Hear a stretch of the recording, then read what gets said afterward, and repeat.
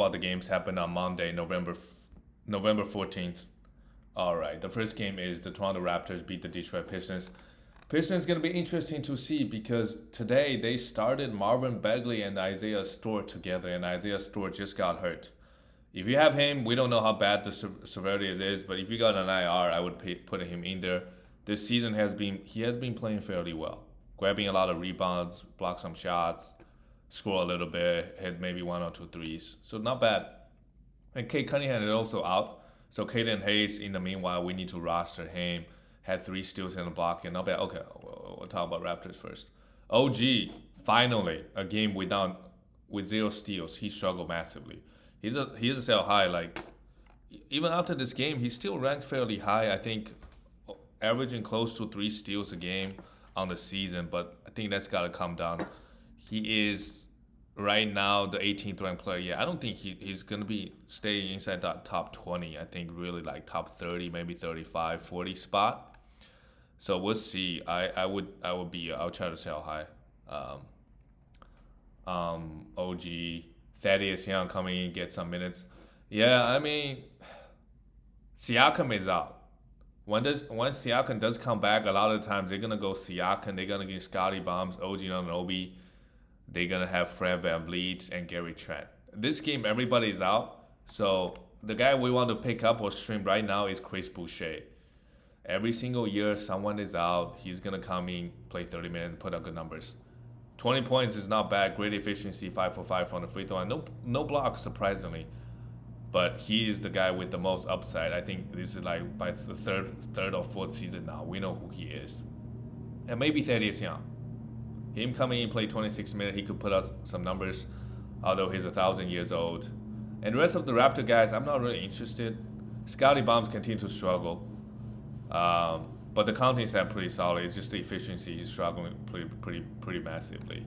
And of course, they still got the win over Detroit with all the guys out. And Gary Trent also has been disappointed this year. And then we look at Detroit side. Isaiah Stewart is going to be out. So if you want to pick up Marvin Bagley and you don't care about the free throws, sure. And Jalen Duren now also become interesting. And what's going on? What's going to happen with Saddiq Bey when everybody comes back, right? Because they benched him basically today. And I don't know if this lineup makes sense, although Isaiah Stewart made 2 threes before he went. I mean, he must be taking those wide open threes. Jaden Ivey is a must roster. I think we all know that. I mean, 4 turnovers is bad. 6 for 16 from the field is also bad, but 8 assists and 20 points is not bad. Kate Cunningham is going to be back, I think. Jaden Ivey just getting very, very solid numbers in terms of counting numbers. His rankings is low. I would not ever drop him. Like, he is going to get better. So I would not drop him and just ride with it. He's going to have some efficiency issues, but the minutes is pretty secure, so I like that. One of the few rookies, has really established roles on their teams. And Saddiq Bey, maybe it's time to let him go. You could hold on to him for a few more games, but it's not looking good. He got 31 minutes with Kate Cunningham and all the guys out. I think when everybody does come back, who knows what's going to happen because they just started Marvin Bagley. All right, let's go to the next game. The Charlotte Hornets finally got a win over the Orlando Magic. LaMelo Ball is a very big buy low right now. Throw him atop. Like, if you can trade OG Anunoby for LaMelo Ball straight up, that would be huge. LaMelo was still ranking up 4 for 15 from the 6 for 19 overall. Pretty bad, but he's going to get better. He contributes every single category. He could have as many steals as OG and just has more counting stats, pretty much everything else. Terry Rozier also had an okay game, and Mason Plumlee just continues to put up numbers, 8 for 9 from the field, 18 points, 10 rebounds, 3 steals, and block. Yeah, just continue to hold on to him. And I would, guys like this, I'm going to try to sell high, try to do a 2 for 1. PJ Washington, no blocks, that's a little bit disappointing, but 6 rebound, 5 assists, and 14 points. This is not bad. And Kelly Oubre Jr., his time is running out. Although he got 6 steals. Before he becomes droppable, he had 6 steals. Try to sell high. Same thing. For the Magic, Pablo Pinchero still out with his ankle injury. Yeah. I don't know why they list him everyday questionable because, the ankle injury, I mean, they're young. They're not playing for anything, the Magic, so they're going to take their time. He might be back later this week. Franz Wagner just super solid, super efficient, no defensive stats here. Wendell Carter Jr. had 3 threes, 20 points. He had a really great game. But we know with Wendell is that he grabbed a lot of rebounds, but he doesn't really offer anything else. He's kind of bad from the field and from the free throw line. From the field as a center. Bobo continues to get huge minutes, continue to hold on to him, had 6 turnovers, but 2 blocks and 9 rebounds is good. I'll keep stream him as long as Pablo Pinchero is out for defensive stats, and because that's what he brings. Let's go to the next game. Okay, Oklahoma City Thunder went to Boston. Not a bad loss. They only lost by 4 points at the Garden. Lou Dort needs to take fewer shots. You shouldn't be taking 18 shots. 21 points. Sure, you want 3 and points. You could have him. Jalen Williams had a great game. And look at the minutes. The minutes is the most encouraging part. But I don't know how much I trust it because sometimes they just go with Aaron Wiggins, right? Trey Mann was out. Sometimes some of the minutes went to Trey. But Jalen Williams does have like upside later when we get to later of the season, maybe. But he's too inconsistent right now. So I don't know. I don't want to roster him full time. Pokusevski is a must roster. Nothing else needs to be said. He's a must roster. Also try to sell high, I think. The minutes might be inconsistent, and Jermaine Robinson-Earl only got 14. Next game, they might just start Jermaine Robinson-Earl and get Poku back to the bench. You just don't know. But Shai and Giddey, their minutes and role very secure on this team. I mean, I don't know what else to say about Shai. Literally speechless. I drafted this guy in, I think 40th, after 40th, and put it out. Like, if you draft this guy after 40th, your team must be doing well. If you're losing, it's just pretty hard to have a negative record if you got Shai. Drafted Shai after 40th pick. Josh Giddey struggled with his shot. That's his biggest thing, but counting stats pretty solid. And for the Celtics, I mean, Tatum continues to put on numbers. Even though he didn't play so well, but 10 rebounds, 3 steals, and 3 blocks. He didn't shoot the ball well, but he did everything else. Jaylen Brown played 41 minutes. Why did they play him 30, 41 minutes? You can give Derek White, Peyton Pritchard a few more minutes. You don't have to, I don't know. Marcus Smart was in foul trouble but had a huge game.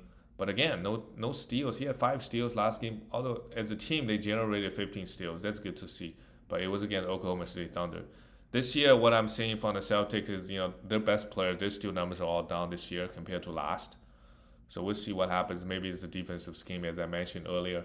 Grant Williams, you could stream, but how much value does he really have? And Al Horford, outstanding game. A double-double, 4 assists, a steal, and block. That's what you want to see out of Horford. A little bit of everything, but you want him to be more efficient. Derek White, I think as long as Brogdon is out, he's a guy that we could stream. Had 4 steals here, which is really good. 5 assists and 2 threes, 16 points. Let's go to the next game. I saw the highlights of the last play. Jimmy Butler really just locked down Devin Booker. Barely escaped. 112, 113. Devin Booker, what is up with the high minutes? 25 points. Didn't get to the free throw line that much, but 3 steals and a block is fine. Meanwhile, Cameron Payne is a must roster as long as CP3 is out. I do think CP3 is going to be back. I mean, I don't think it's that serious. He's going to be back this week. But until he does, continue to ride Cameron Payne. He had a horrible game here, 4 for 17. Ayton shot the ball well, but why is he only getting 10 field goals a game? He just needs to get the ball more, I think. He's really good offensively. Torrey Craig, the minutes is high this game. Looks fine. I think for stream, like if you got a back-to-back, for sure you could stream him. And then we look at Mikal Bridges, just super solid. I mean, a steal and block, can't complain, right? If the man is averaging a steal and block and 2 threes. And super, super efficient, doesn't turn the ball over ever. And we look at the Miami Heat. Caleb Martin. Yeah, this is the guy that played high minutes, 36 minutes now. 2 steals and 2 blocks. Tyler Hero is still out. When he does come back, I don't expect Caleb Martin to play this high minutes and to bring the defensive stats every night. He also hit 5 threes. Good stuff. Jimmy Butler just doing Jimmy Butler's things.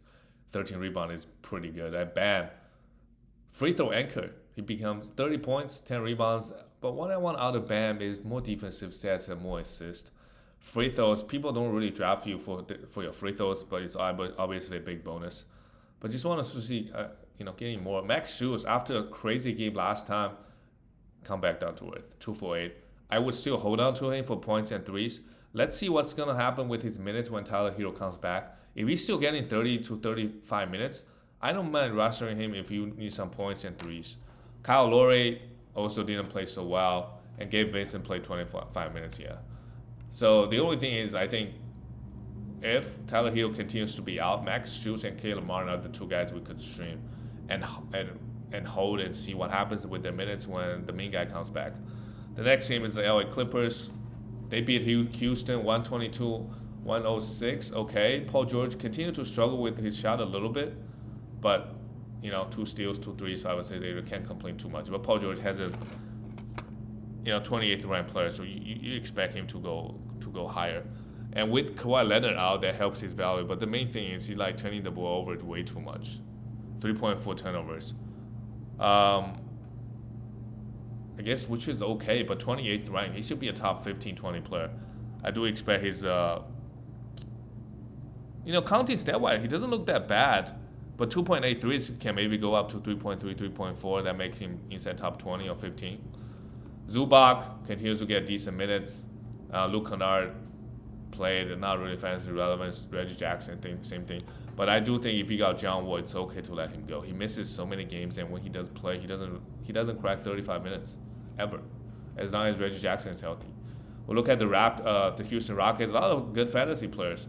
Jalen Green, after the horrible start, 25, 6, and 7 with 3 threes with a positive. It's not bad. It's not bad.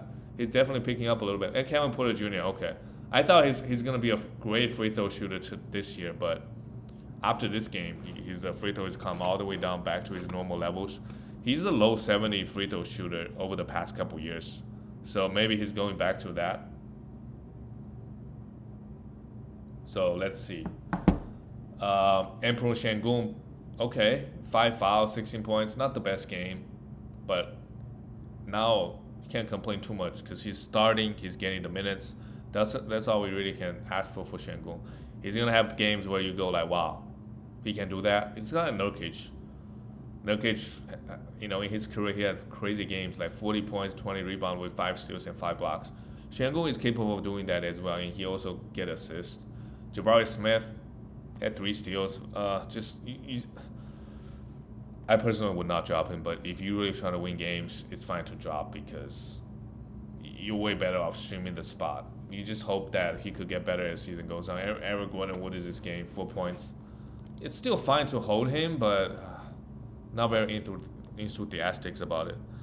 The next game is the Atlanta Hawks beat the Milwaukee Bucks 121-106. Giannis had a pretty scary moment. But he looks like he's fine, had 8 turnovers. He really struggled this game.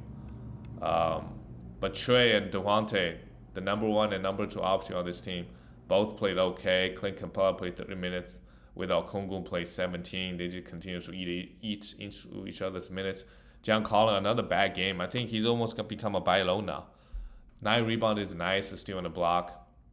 But John Collins on this team, you just don't expect him to put up crazy counting numbers.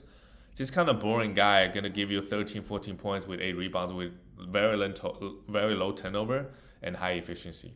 DeAndre Hunter played well, but I don't really trust him. If he can sell high, do a package deal, absolutely do it. And then we talk about last game of the night. What is going on, man? Okay. Sorry, I thought the Warriors scored 95. Okay. No, that's expected. 95-132. Keldon Johnson, why did he only play 18 minutes? I'm not too worried because the Spurs, they got 5 games. Maybe they want to rest some of their players. Like now the main starters play really over 31 minutes. I mean, some of the starters even rested. So all the bench guys coming. Also, it was a blowout, so didn't want to give the starters high minutes given the schedule this week. But Keldon Johnson, Devin Vassell, Jacob Poeltl, they remain to be Trey Jones. They all remain to be very solid guys, so just hold on to them. This guy, Charles Bassey, has been making a little bit noise because he's only averaging 20 minutes but blocking a huge amount of shots. So his ranking is pretty high. This week, you could definitely use him. If he's still out there with well, they still got 4 games left. So pick him up at the right time and, and enjoy him. And we look at the Warriors. Curry, easy work. 16 points, 5, This is the worry with Curry is that this year he's supposed to take it easy. If every game is like this, Curry obviously won't stay the number 1 ranked player. With Klay out, what a game from Jordan Poole. Use this opportunity to sell high. Because Jordan Poole is capable of doing things that maybe only 50 offensive guys in the league is capable of. But too many games when Clay is around, he just doesn't do anything. When he has it going like this, 36 points with 5 threes, 3 steals and block, try to sell him. Try to do a 2-for-1, get a top 30 player. Do a top 20 player. Just try. I would just try. It looks good. It might happen for like a couple weeks even, but it's just too inconsistent. If you cannot sell him, like if you can do him and another top 60, 70 player for like a top 30, absolutely do it. Otherwise, it's fine because he does have that upside. There's still like a small possibility that he just wakes up, plays well most nights, and drop. Kevon Looney, not really interested in Draymond Green. Sure, you don't get him for his scoring, 7 rebounds, 6, but just come on, Draymond. Give us more defensive stats. And Andrew Wiggins play low minutes. I mean, all the Warrior guys play low minutes due to the blowout. It's kind of boring. And that's it, guys. I'll see you tomorrow.